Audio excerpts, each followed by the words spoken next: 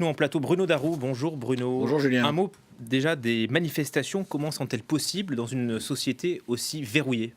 Oui, c'est un phénomène qui a pris de court le pouvoir lui-même et aussi les quelques formations d'opposition autorisées, puisqu'il faut savoir que depuis 2001, les manifestations sont en principe interdites dans les rues d'Alger et de toutes les grandes villes, enfin dans tout le pays. Évidemment, là, les réseaux sociaux avec les nouvelles générations ont joué un rôle important. Il y a aussi un mouvement citoyen qui s'appelle Mouwatana, qui visiblement a réussi à rassembler, là encore par réseaux sociaux, toutes ces volontés contre le pouvoir, qui se sont donc exprimées effectivement très fortement vendredi. Vendredi, c'est jour de la prière, donc c'est un jour où les gens ne travaillent pas, donc c'est là qu'il y avait le plus de monde, plusieurs milliers de personnes, mais ça a continué samedi, dimanche. Là, on va voir ce qui se passe en ce moment. Donc en tout cas, on peut quand même parler d'un mouvement assez inédit et spectaculaire. C'est la première fois depuis 20 ans, car Abdelaziz Bouteflika est au pouvoir depuis 20 ans, qu'il y a une contestation du régime en place de cette ampleur. C'est dire le ras-le-bol tout de même d'une bonne partie de la société algérienne face à ce nouveau mandat d'un président dont tout le monde sait qu'il est très malade, qu'il peut à peine s'exprimer, dont les capacités intellectuelles sont mises en doute, qu'il ne peut pas recevoir de chef d'État étranger, qu'il s'exprime très rarement, qu'il est très peu visible pour la jeune population algérienne qui est née aux alentours de la fin des années 90, au début des années 2000. Ils n'ont jamais connu qu'Abdelaziz Bouteflika, et là maintenant ils ont un président qui est totalement muet, qui est actuellement en Suisse pour des examens médicaux, sans doute peut-être pour certifier qu'il est apte, mais enfin pour ces milliers d'Algériens qui sont descendus dans la rue, c'est absolument inacceptable. Donc ce mouvement de ras-le-bol, il est quand même assez inédit, parce qu'il y avait eu quelques protestations lors de la précédente campagne électorale en 2014, mais là, à l'époque, on voyait quand même encore Abdelaziz Bouteflika.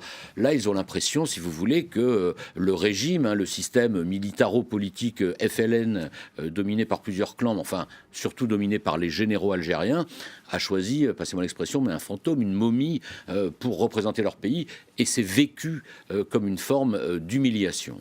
Alors face à la contestation, que peuvent faire les autorités? Quelle peut être la réponse du régime?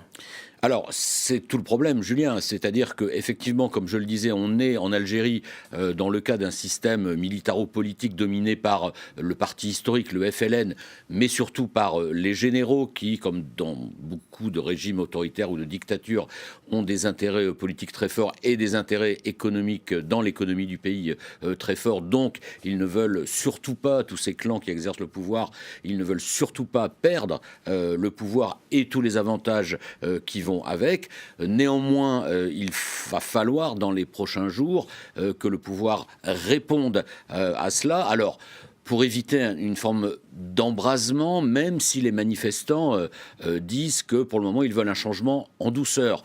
Pourquoi ? Parce que l'Algérie a été quand même littéralement traumatisée par ce qui s'est passé dans les années 90. Il y avait eu une forme de printemps arabe en 1988, mais suivi d'une guerre civile terrible entre une partie de la société algérienne, les militaires, et puis évidemment, on se souvient du fils des islamistes, qui avait fait quand même 200 000 morts. Donc de ce point de vue-là, l'Algérie est très particulière, mais le pouvoir doit donner une réponse. Alors laquelle ?